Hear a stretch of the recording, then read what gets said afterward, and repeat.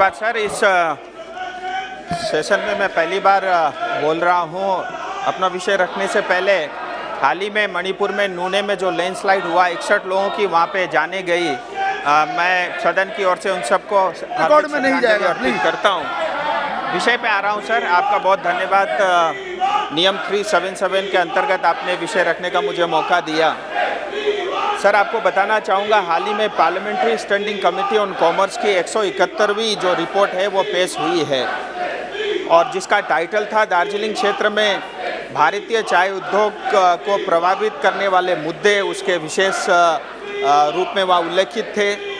इस रिपोर्ट में दार्जिलिंग हिल्स, तराई और डूवर्स के क्षेत्र के जो चाय उद्योग हैं और उस उद्योग से जुड़े हुए जो लोग हैं उनकी गंभीर समस्याओं को उजागर किया गया है।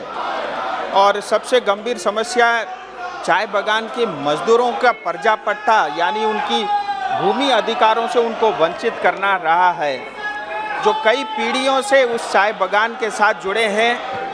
और रिपोर्ट में समिति ने ये भी कहा है कि समिति गंभीरता से चाय श्रमिकों की दुर्दशा और दयनीय स्थिति को संज्ञान में लेती है, और भारत स्वतंत्र के 7 दशकों के बावजूद भी चाय श्रमिकों को उनके मूल भूमि अधिकार से वंचित करने वाली सामंतवादी व्यवस्था की घोर निंदा भी करती है। रिपोर्ट के अगले अंश में समिति ने ये भी कहा है, न केवल जीने के लिए बल्कि अपने मृत परिवार के सदस्यों को दफनाने के लिए भी उन्हें सतत संघर्ष करना पड़ता है। ये दुर्भाग्य है और बहुत ही दुखद है। इसलिए समिति ने सिफारिश किया है कि एक विशिष्ट कानून के अधिनियम के अंतर्गत आवश्यकता है कि चाय के जो श्रमिक, चाय बागान से जो श्रमिक जुड़े हुए हैं, उनके अधिकारों और उनकी पैतृक भूमि को, उनके संसाधनों को, स्वामित्व को मान्यता देना चाहिए। इसलिए मैं केंद्र सरकार से एक कानून बनाने का अनुरोध करता हूं, जो चाय बागान और सिंखोना बागान के श्रमिकों के लिए पर्जा पट्टा यानी भूमि अधिकार सुनिश्चित करें।